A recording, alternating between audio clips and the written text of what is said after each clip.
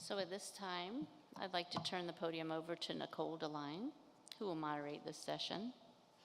Ms. DeLine is the Assistant Director of Advanced Practice Providers at Tennessee Oncology. She also serves as the chairperson of the OneOncology APP Committee. Nicole?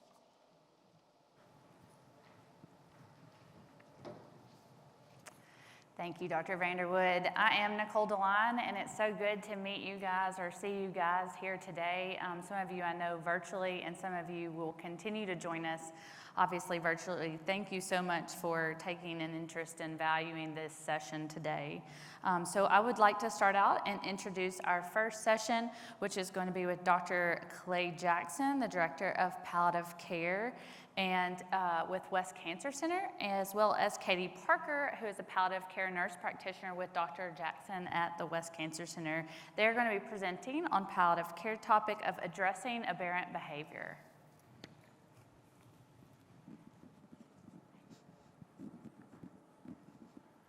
Thank you so much. Welcome, everyone. That rousing response. Magnificent. It's great to see you guys. There is a little bit of stage lighting here, so I may not be able to see everyone who's responding with a raised hand, but let me just ask a question. How many of you actively treat patients on a weekly basis in your practice? So we have a lot of active clinicians. Administrative work is very important. I don't mean to minimize it, but our talk is primarily geared toward active clinicians. Okay, of those who see patients, how many of you use analgesics of some form? You treat pain in some ilk, okay? And how many of you use opioids for some of your patients? Okay? And how many find that your patients always do with those opioids what you expect or what is asked? You came to the right room. I think you'll really enjoy this talk today. Kate and I are just going to share some national and international literature regarding aberrant behaviors that patients may exhibit while in a palliative care setting. You might be surprised to know that when patients walk into the parking lot of a cancer center or they drive onto our campuses, angelic wings do not sprout from their backs and they become automatically adherent for life. Neither do prescribers who are treating palliative patients suddenly become William Osler and Florence Nightingale having a love child.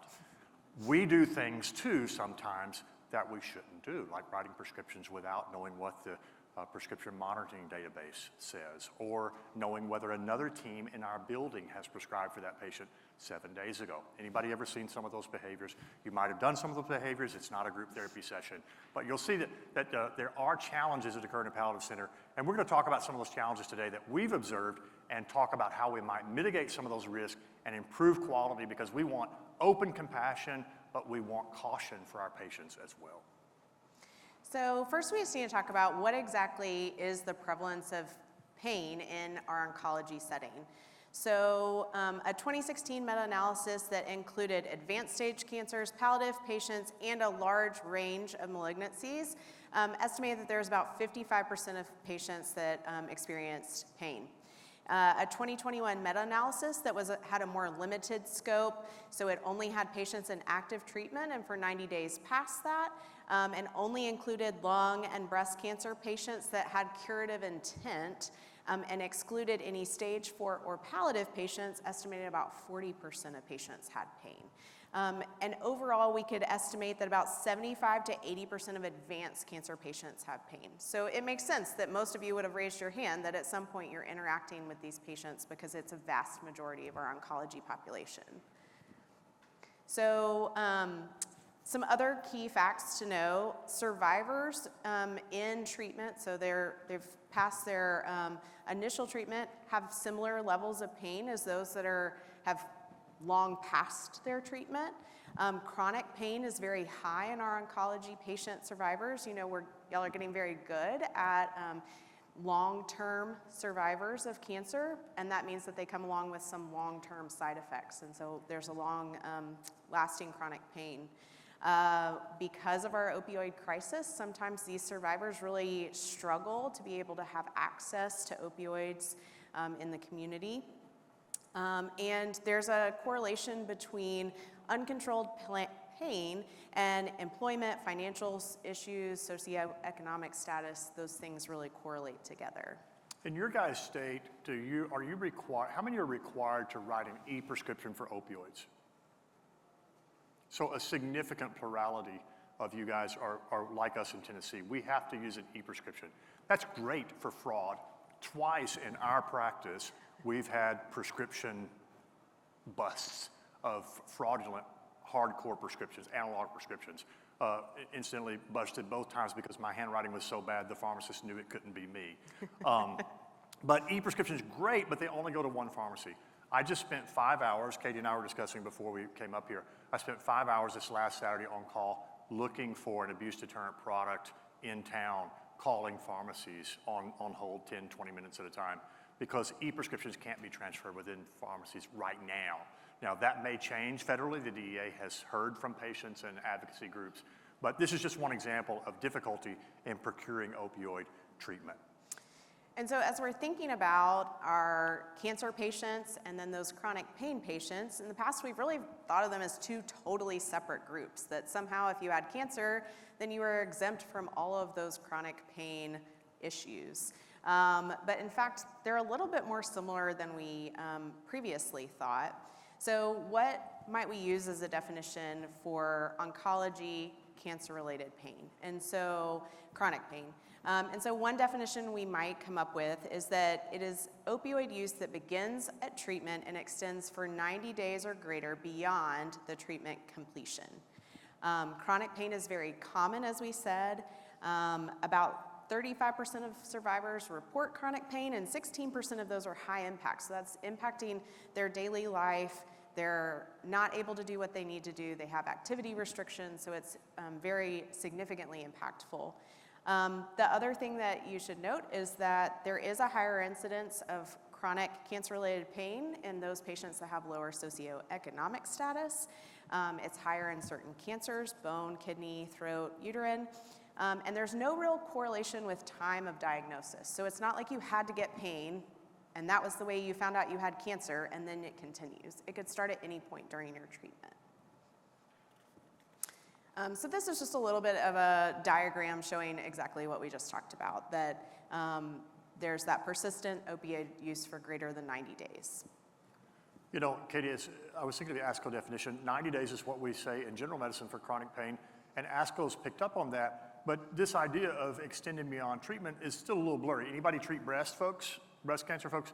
So if somebody is ER positive, there's status post radiation, surgery, potentially chemotherapy, but now they're on aromatase inhibitor therapy. Are they still in treatment or are they not? Is that a palliative patient? Is that a cancer-related pain if they have AI-associated bone pain? Or is that a chronic pain that's non-malignant? So should they be subject to for state guidelines or CDC, the CDC guideline 2016 or 2022? So some of these definitions are a little bit fuzzy because patients have forgotten to neatly categorize themselves according to our nosologic criteria.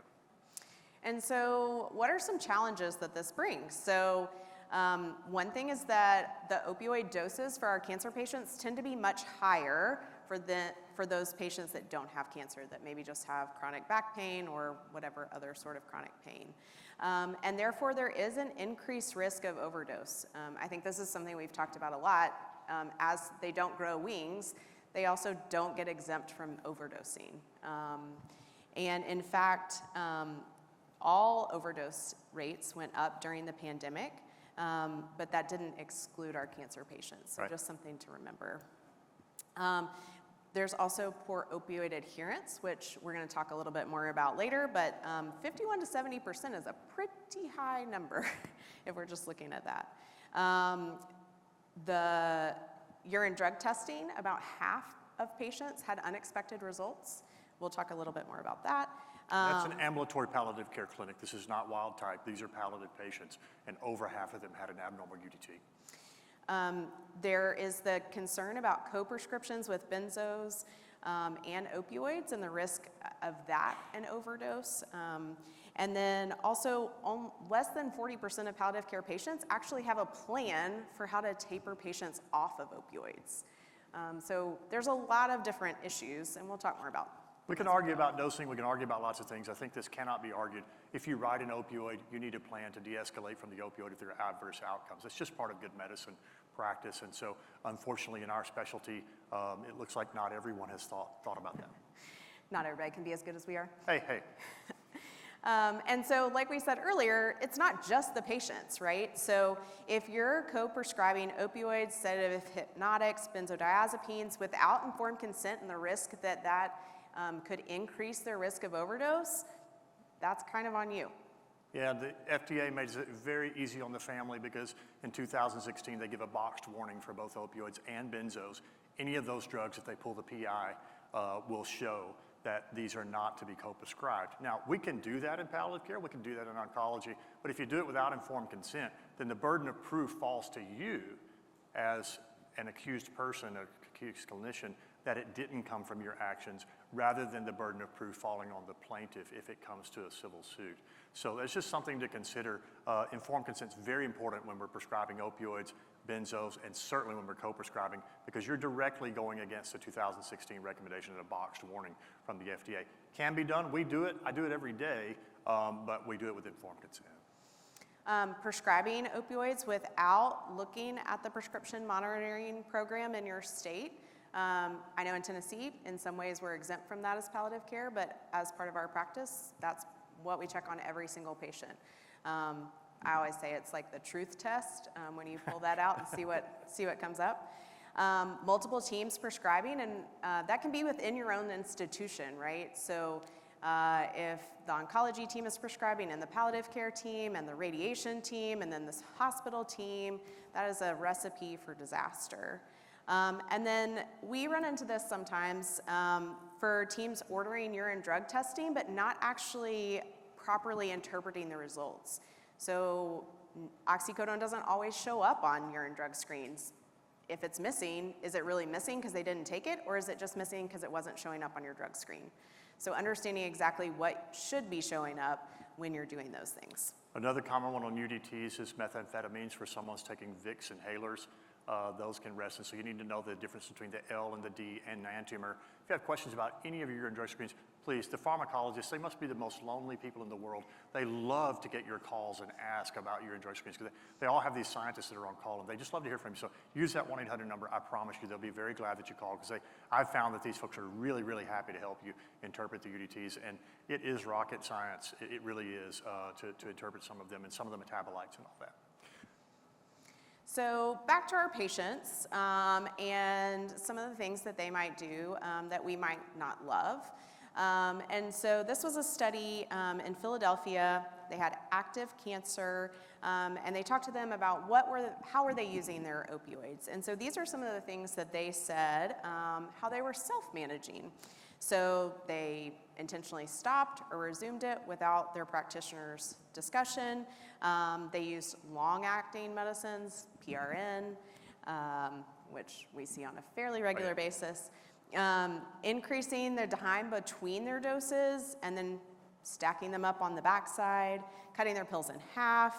Sometimes that's lower doses, sometimes that's to higher doses. Combining opioids with some of their other OTC meds, and then also using cannabis as instead of their opioids. Some of these behaviors actually look favorable, like, okay, opioid crisis, let's use cannabis, that sounds good, unless they're on immunotherapy, because it cuts their response by about 30%. So these can be injurious behaviors to the patients that they think they're doing okay.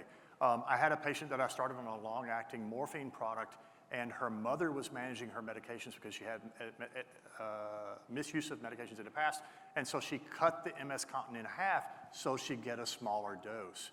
She landed on the floor with a large head wound and laceration, had to go to the ER with an unplanned ER admission because of her mother protecting her with cutting the doses in half. And then stopping and starting the medication to see if I'm addicted and going into withdrawal is something that we see our patients do as well. So sometimes the best of intentions of patients end up with patient harm. These are just some more fun examples of things that patients might do or not do. Requesting early refills, self-escalating their opioids, the lost or stolen medicine, which I usually refer to as the dog ate my homework excuse.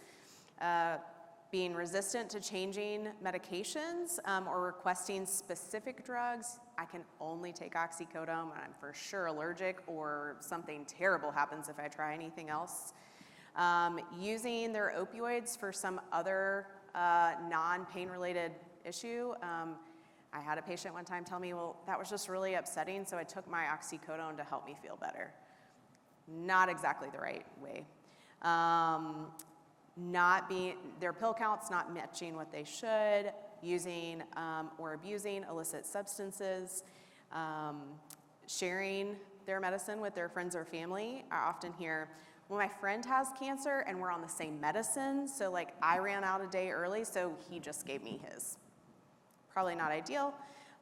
Forging prescriptions, as we said, selling their medicine or using non-prescribed drugs.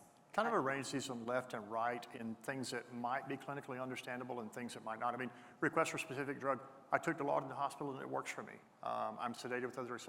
That could be, you know, if somebody says amlodipine worked for me in the past for my hypertension and now that's what I like to do, we don't brand them a drug-seeking person. And so some of these might be understandable. You know, obtaining opioids from multiple physicians is not good, but it might be the problem of the physicians and not necessarily the patients. They might not have had that explained.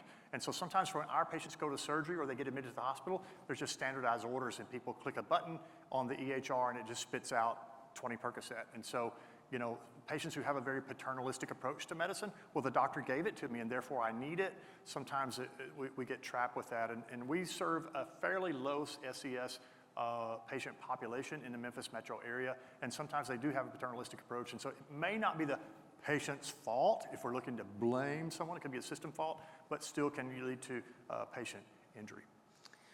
Mental illness increases barriers to adherence. So this was a study of patients that had a mean Karnofsky score of 51, so they were pretty moderately ill and required considerable assistance and medical care, and their barriers really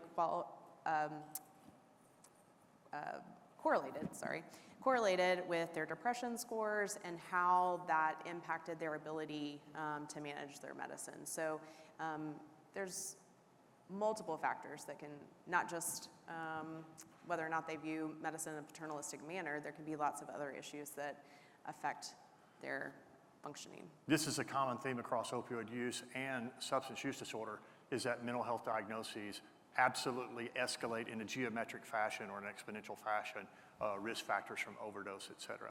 So here's a large study, 5,100 patients. It's a study of survivorship, and it was published in JAMA. You may have seen this study. It's a couple of years old. It again shows the pain prevalence is quite high, 35% in survivors and 16% high impact pain. What is high impact pain? That is a daily impact on an ADL. At least one ADL is daily impacted by pain. So, you know, a lot of us, you know, if I do my elbow like this, I had an injury a long time ago and I have a little ache, but it's not high impact. Opioid use and misuse in the last 12 months. So some of these are fairly detailed, so we'll go through this, and I know it's a busy slide, a lot of facts, but there's some interesting correlations that are drawn out here that I really want you to highlight clinically. So opioid use and misuse in the last 12 months. No cancer, no evidence of disease.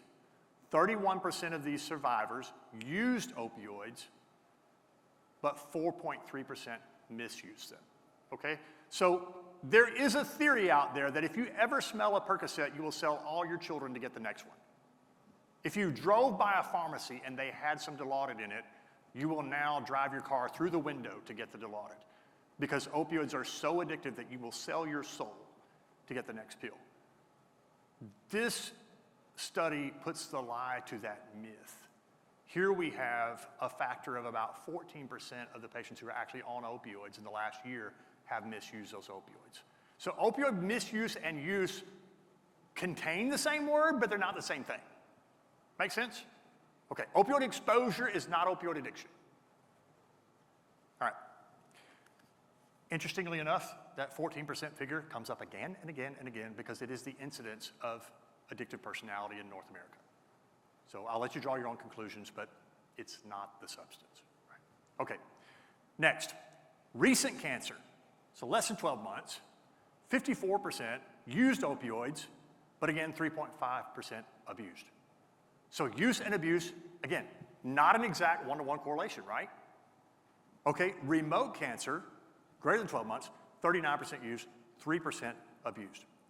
Opioids are back to baseline at year 6 of survivorship. So if you are an oncology APP and you think that you'll get a free pass riding Dilaudid while they're in treatment, but this will go away as soon as you turn the big radiation machine off, you won't have to worry about it de-escalating opioids, I'll see you in 2028 while you're still riding your Percocet.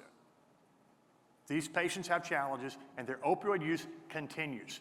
It is a long ride down, so you need a de-escalation plan for your patients if you're going to start riding opioids.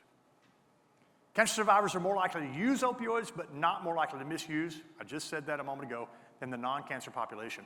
Cancer survivors are less likely to use opioids than patients with other active chronic diseases. I have to tell you, this was very surprising to me as I dug into this really revelatory study. Cancer survivors, 43% of them had used opioids, but look at liver cirrhosis, look at COPD, look at chronic kidney disease. There are actually higher rates of opioid use. And remember, this is a 5,000 person study, and so these numbers can be counted on. They are statistically significant. Among chronic disease patients, the rates of misuse in cancer patients were the lowest for every chronic disease studied except type 2 diabetes. And those folks had a different substance, sugar. Risk factors for opioid use. Risk factors for opioid use. Younger age, poor health, we talked about socioeconomic status. Major depression in the last year, we talked about mental health. And then non-opioid substance use disorder was a negative correlative. That makes sense, right? Hi, doc, I have an addiction to cocaine. I would like for you to have 30 of oxycodone 30. Those usually don't go together. So 60% of the time, we did not write opioids for people who had SUD. Highest opioid use by cancer type, you can see it there. Head and neck we talked about was a very difficult disease for pain, cervical cancer, disease pain. Lowest opioid use by cancer type was prostate, testis, and urine. Risk factors for misuse, young age. Those people tended to misuse opioids. That was a 7-fold factor. Alcohol use, 3 times factor for misuse. So if you misuse one substance, you're much more likely to misuse another. Non-opioid SUD, I'm using heroin, I'm using street fentanyl, I'm using cocaine, methamphetamine, 15 times likely to abuse the opioids. Now, I thought you told me that they were 60% less likely to receive it. Their odds ratio of receiving opioids was 0.4. Right. It's much less likely that we ride it, but if you ride it, they're much more likely to use it. Make sense? By about a factor of 35. Highest opioid misuse, gallbladder, liver, pancreas, esophagus, and stomach. Lowest opioid misuse by cancer type was breast. Predominantly female, maybe females are just better actors with respect to SUD. You do find that rates of SUD are higher in males than females. So if we're predicting aberrant behaviors in current cancer patients, the frequencies and factors associated with non-opioid use. This is a huge study, it's MD Anderson study, 2-year study, 4,000 patients. They looked at 1,600 in their study, and then about a fifth of them exhibited non-medical opioid behaviors. Now, Barrera and his group at MDA actually came up with that big list that I showed you with the left and right, and some of that stuff was a family member expressed concern or they asked for a certain medicine. So I have to be honest with you, I think they're too strict in their non-medical behaviors. It's not the ones that I would pick. However, 20% of people did that. They did one of those behaviors. Most of the events occurred early. 3/4 of them were within the first 2 follow-up visits. The most frequent event was an unscheduled clinic visit for inappropriate refills. So they ate their medicine too quickly, right? The predictors were not having a spouse or domestic partner in the home, having a high pain level, being divorced, or having an opioid dose above 50. I want to make a huge statement here that opioid dose is not the predictor of misuse. Look at that. It was statistically significant, but it's not clinically significant. 1.003, that means they were 0.3% more likely to abuse if they had a dose of 60 OMEs than if they had a dose of 40. That means that that's not clinically significant. It's statistically significant because it's a huge study with over 1,000 patients in it, but it's not clinically significant. It's not the opioid dose that caused them to abuse. It was the other factors that caused them to abuse. Does that make sense? All right. So the majority of patients that were clinically selected for urine drug tests had abnormalities. If you look, this is ambulatory oncology patients in supportive care clinics. This is exactly our setting and what we do. We're an embedded palliative care clinic. And this is a retrospective chart review at the University of Virginia, 200 and something patients. And so they looked at 150 patients that 74% had active disease and 26% had no evidence of disease. And they said, for some reason, we ought to look at this patient. So again, these are not randomly selected. They had some concerns about these patients. They performed UDS on 40% of them. 70% had an abnormal result. So our other study was 56%. This is 70% because they had some clinical suspicion. 40% of people had a negative result, so they prescribed oxycodone, it wasn't there, or they prescribed a lot, it wasn't there. 60% had an abnormal positive, so I didn't prescribe you Xanax, and lo and behold, you've got Xanax.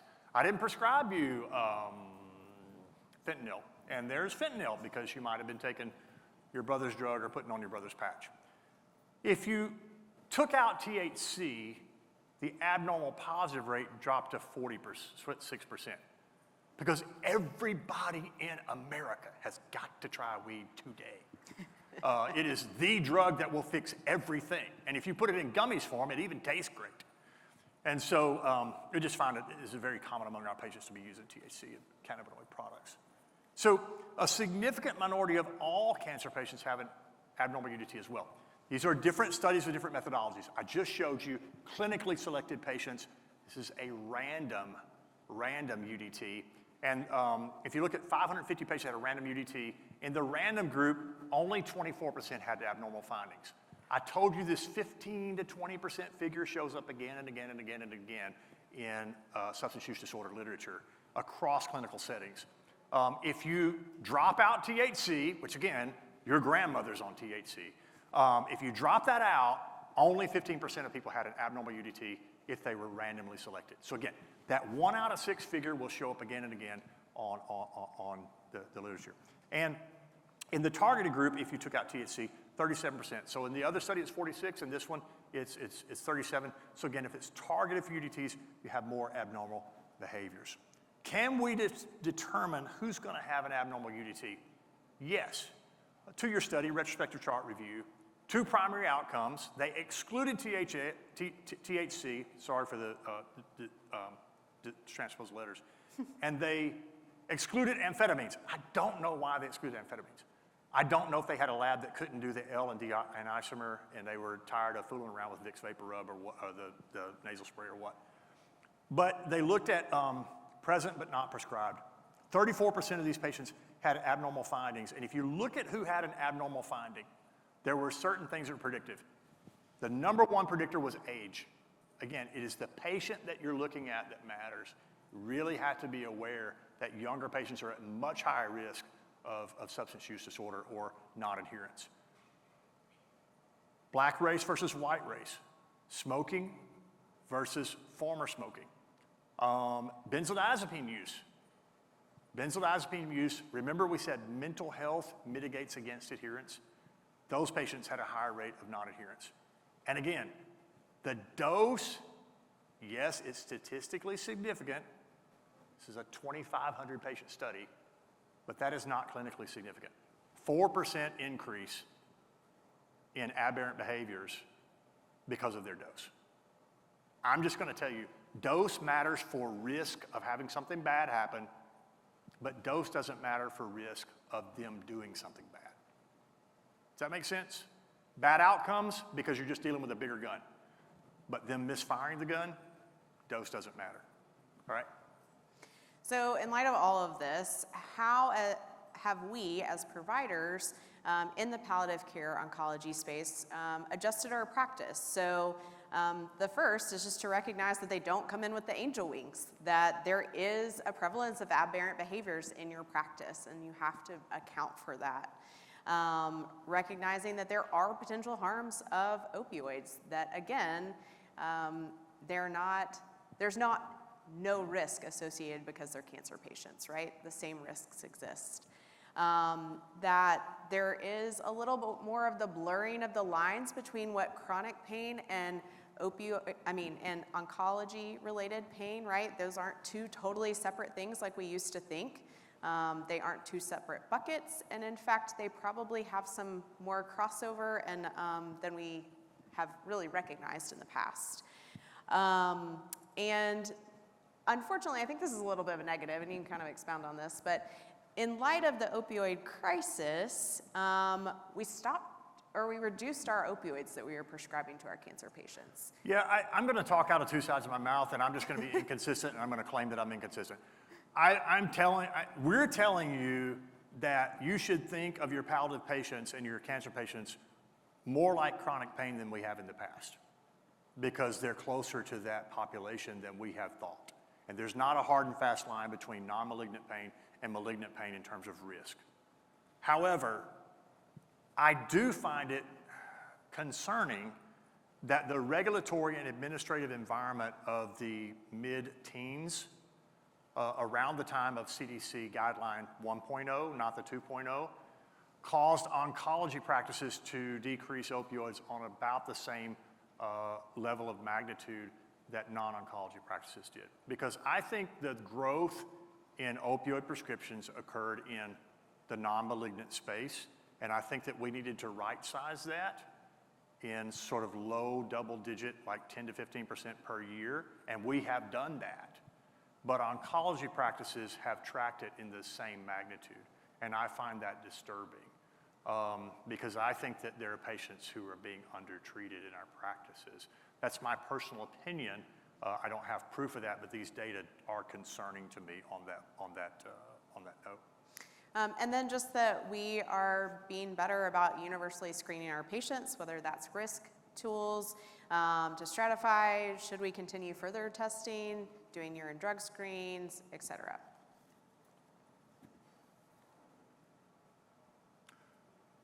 So this is a study that looks at inpatients with advanced cancer. And it's a J-ONC practice study, huge study. They received a palliative consult. It's 57 years old, mostly women. Again, I told you, 10 to 20% is going to show up everywhere in the substance use disorder. So 12% of these folks had a history of illicit drug use. Their Edmonton Symptom Assessment Score, that's a standard ESAS score for pain, was 6 out of 10 in admission. Their length of stay was 5 days, and the first day they got a palliative care consult.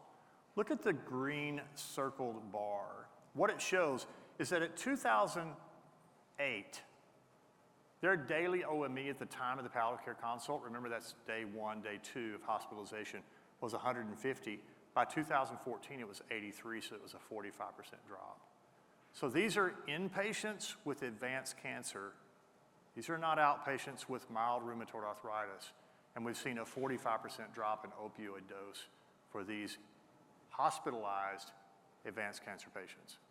I'm sure you're all aware that hospitalization for an advanced cancer patient is a marker for mortality in the next 6 months if you do any quality management work and you're at those tables. So these are patients that don't have benign disease and they're not treated. So the evidence suggests that the palliative consultants became reluctant to escalate dosing in the inpatient setting, even for severely ill cancer patients. We are prescribing fewer opioids for folks with advanced cancer, and okay, so maybe that's all right, but we're not risk stratifying it at all. This is a complicated study. Let's take a minute. I know this is a horrible slide, right? Okay, we'll just walk through it. 33,000 patients. It's claims data analysis, which means it's almost worthless, but you can draw some things from it, okay? So it's a claims, I'm sorry if you're a claims data analysis researcher. These are all adults. It's mostly breast with some colorectal thrown in.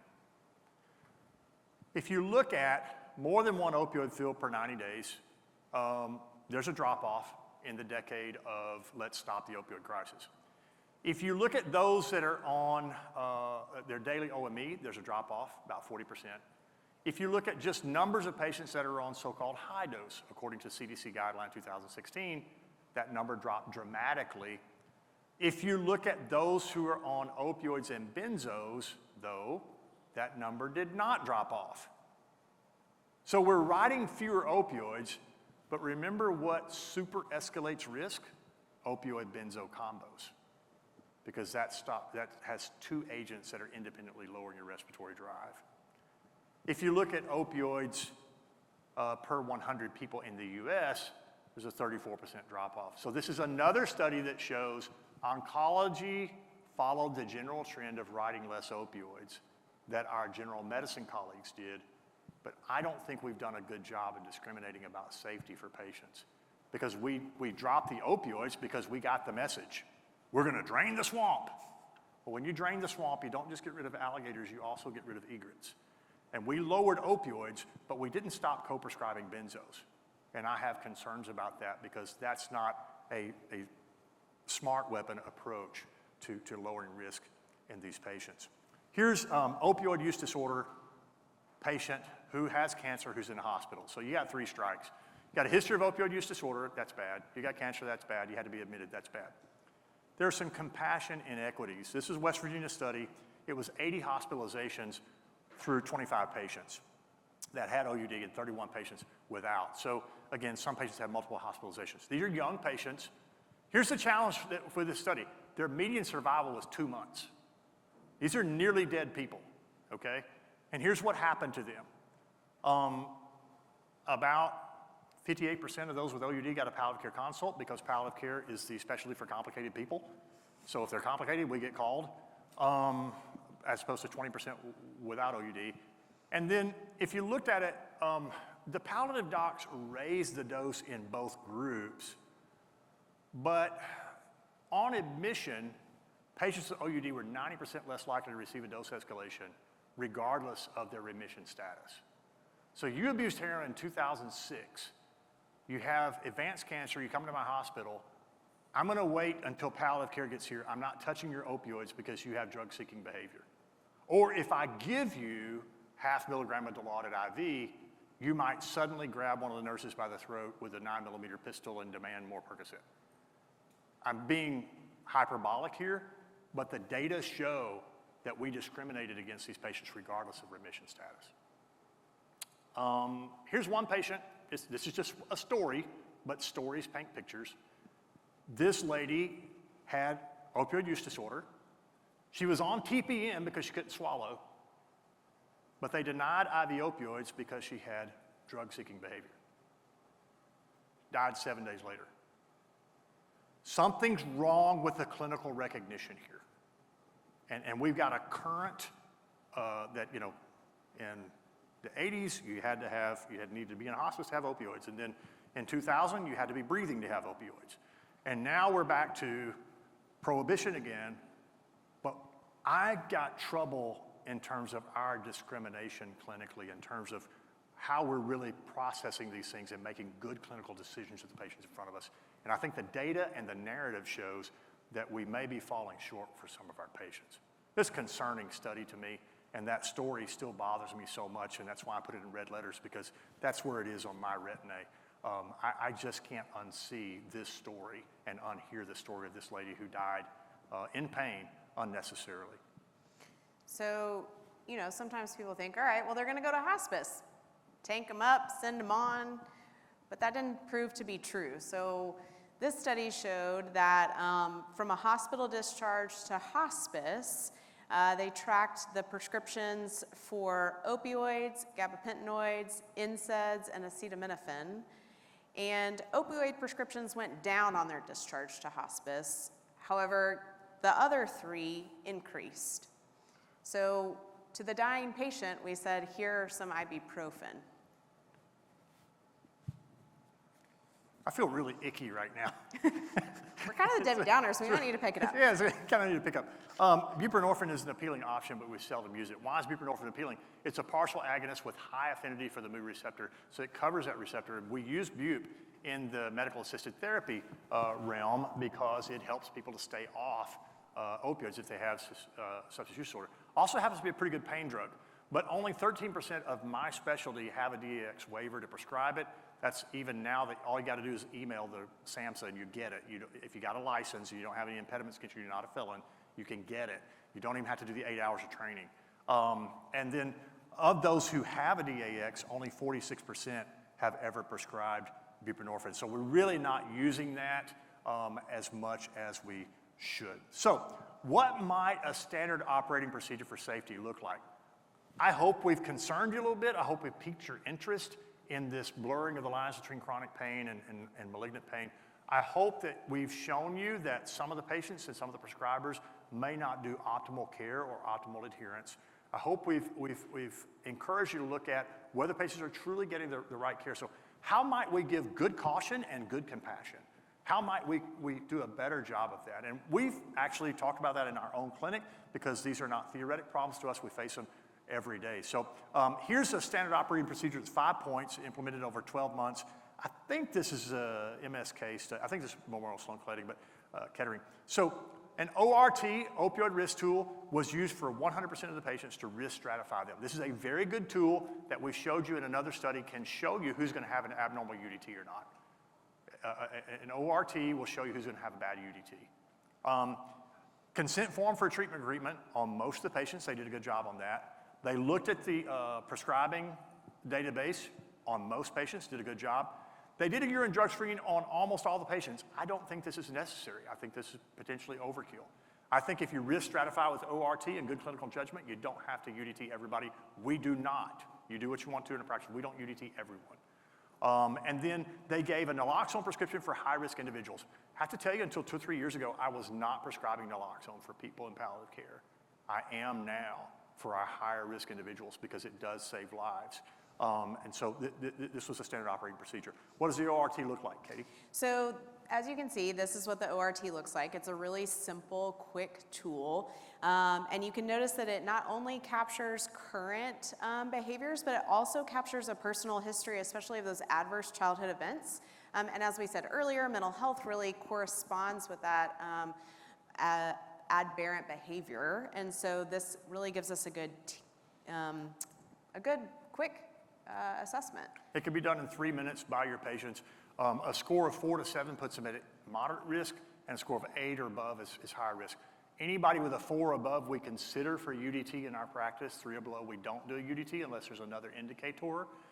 Anybody 8 and above, we go ahead and we do a UDT. We don't always do that on the first visit because sometimes on the first visit, we're kind of teaching them for the first time that they don't need to be taking things from other people. You'd be shocked as to how many people don't know that when they come to clinic. So a lot of times we do the UDT on the second visit because we're just giving that grace period, if you will. So this is basically what Dr. Jackson is saying. So not only is it quick, it's pretty simple, they can fill it out, but it also is a very strong predictor of what you might find on the urine drug screen. So a low risk, only 7% of those were abnormal. For medium risk and above, 63% of those were abnormal. So that's a pretty good tool for 2 minutes. It's a factor of 9 for a tool that costs you 3 cents. It's in the public domain, just costs you toner and printer and paper. You give it to the patient, they take 3 minutes, and you've got something in your chart that can actually help you make a good clinical decision about whether that patient is at risk or not. So if you look at interventions for, what if they do something, and so out of my practice, I'm gonna discharge you. There are things that you can do. You can bring in social worker. You can bring in some of your other team members. You can talk to these patients, have an intervention. They do this at MD Anderson. They call it the CHAT intervention, Compassion High Alert Team. I love Compassion High Alert Team because they lead it with compassion. It's patient forward. It's not punitive. It is instructive, informative, and it's feedback. And basically, they were very effective at reducing these behaviors. And remember, this is the team that came up with that big list to the left and the right of things that people are doing that we don't like for them to do. They were doing 3 of those a month before the chat, the little sit down in the huddle, and they did less than half of them a month after the huddle. So this is a fairly low-cost interdisciplinary intervention that really works. They reduced the OME without compromising the pain score. So something about talking to the patient worked better than just prescribing a bunch of pills. I'm sure you find that shocking. That actually to come to an understanding with people could help them in terms of their pain score. This is our study. Study might be a little bit strong. This is our quality improvement project. Thank you, Katie. And so we looked for 90 days at how many patients we saw. At this time, we were seeing about 600 unique patients, 700 unique patients in a quarter, and we were doing about 1,100 visits. And what we saw was that we had about 10% of our practice that exhibited these non-medical opioid use behaviors, these concerning behaviors, or they were at very high risk. This is before we were universally screening. We were just chart reviewing and looking at patients, and all those patients that were like, oh no, Mrs. Jones is here again, and you know about Mrs. Jones, those kinds of patients that were giving us challenges and concerns about their safety. So it's about 10% that were at higher risk. And what did we find when we were looking at their satisfaction and their quality? So we actually asked them, we had our member of our social work team call and talk with them and ask them, do you think that the palliative care team... I'm so sorry, Katie, I've lost your slide. Oh, And I cannot find it. well, that's So tragic. you're just gonna have to actually tell them what we did without a slide, and I apologize. So a slide is missing from this deck. So we had our social work team call and ask and say, do you think that palliative care cares about your safety? And generally these were patients, I will say, that we had had to change our course of therapy due to whatever aberrant behavior it was. So this wasn't somebody that we just said, hey, try not to do it again. Remember that Johnny's pills are Johnny's and your pills are yours. We had said, you know, you did it twice or 3 times, so now we're gonna need to change that therapy to an abuse deterrent product, right? So we had probably shaken up the apple cart a fair amount. We're going from Percocet to fentanyl patches. We're going from oxycodone pills to Xtampza pills, which are abuse deterrent. We're going from Dilaudid to methadone. So these are the kind of interventions that we're doing where we're still saying we will treat you with opioids if you have active disease, but we're gonna treat you with not a short-acting product. We're gonna treat you with something that has a lower street value. Right? And so of the 64 patients, we had about a 50% response rate to the calls. And of those, about 90% of patients said, yeah, we actually think they do care about our safety. So then the second question was, well, if they care about your safety, do you think they also care about your symptoms? So are they concerned with managing your pain, your nausea, your insomnia, your anxiety? What do you guys think they would say? Because of course they care about safety because they cut all my pills away and put me on those patches. What do you think they said when we said, do they care about my pain? High rating or low rating? And survey said? Survey said high rating. About 80% of people said that they thought we really cared about their symptoms. Now there were a few folks that were just angry and rated us at like a 0 for both. But the 10% of people who rated us low, the 10% of high-risk people who rated us low said they don't care about my safety and they don't care about my pain. So they were just done with palliative care and they were angry. So see, those two questions are opposite, right? One's a comfort question, one's a caution question. The people that you actually maintained your therapeutic relationship with, it wasn't about the Percocet. It was about the therapeutic relationship. So they could switch over to methadone or fentanyl patch, and they were fine with that because they saw that you cared about them. But the people who really needed their pill and didn't believe in a therapeutic relationship, they don't think you care about their safety at all. So that's what we found with this particular study. Our protocol for mitigating risk right now is we see them at the initial consult. If the opioids are prescribed or planned, we do the ORT test. If opioids and benzos are co-prescribed, then we give them a naloxone prescription.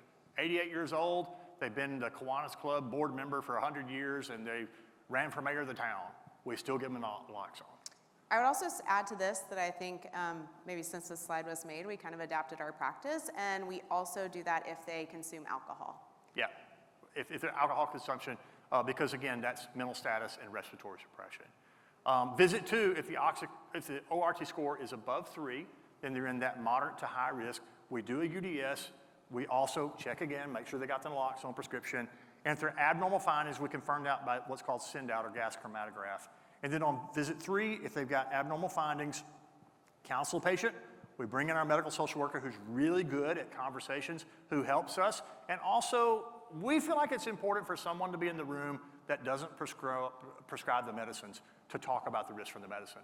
Because it can be intimidating to push back on us because we're the narrow end of the funnel with them getting their therapy in terms of the opioids. And so we want somebody else there to kind of advocate for us or advocate for them, as the case may be, that's not controlling the prescribing. And if opioids are still warranted, we utilize abuse deterrent options. So that's going to be buprenorphine, methadone, fentanyl, or Xtampza. So clinical pearls to close with. So I feel like we've given you a very wide range of information. So I think one thing that we can say is that the difference between cancer pain and chronic pain isn't really clear. It's not two different buckets, it's not two sides of the room, it's all melded kind of together. And so we need to recognize that and appreciate that as prescribers of our opioids. Cancer patients have a unique risk of negative opioid outcomes. And I told you, higher doses don't mean that you're gonna act out, but it does mean if you do act out, the risks are higher because the caliber of the gun is larger. And so these patients are at higher risk of having a negative outcome. They also have high rates of benzo and opioid co-prescriptions and high rates of non-adherence. And you saw that through several studies that we showed you today. We learned that just lowering their opioid dose doesn't necessarily increase their safety or their potential aberrant behaviors, right? So just going from 120 down to 60 does not give you half as greater improvement. Being a good practitioner is just a good thing to do, and you can still have good outcomes. If you listen to your patients and you sit down with them, you can really have good outcomes. What we found in our practice is 99% of the people, even though 10% had some challenges, 99% of the people, we could get really good feedback from that they really care about me. And our negative outcome rate is low in terms of sentinel events. And we write a lot of opioids. We write a lot of benzos. We write a lot of atypical antipsychotics. We write a lot of sedating medications such as gabapentin. We have a lot of patients who use alcohol. So we have a lot of risk, but being a good practitioner, you can have good outcomes for your patients. And so that's the bottom line of our talk. Thank you very much, and we'll entertain any questions that you guys have.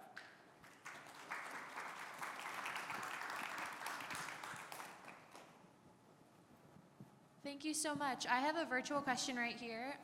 Do you in your practice have a consent form that patients sign for informed consent? We do. We call it a patient agreement, not a patient contract, but we do that. That is a requirement in our state for those who are receiving opioid treatment. Some of those requirements are exempted by them being palliative care, but as we told you, we don't believe in that hard and fast line. And so we feel like it's good clinical practice to put in writing what the agreement is. It also comes in handy when patients don't follow or they don't adhere, and they're saying, you're treating me unfairly, you're treating me differently, and that may be because of where I went to school or my color or my language or whatever, my hair, and so, or lack thereof. So we want to make sure that patients understand, and we use it as a teaching tool. We also include in that, remember to let us know a couple of days ahead of time before you need a refill.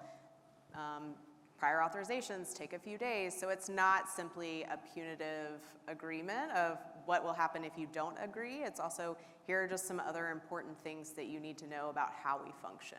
Sure. I had a quick question.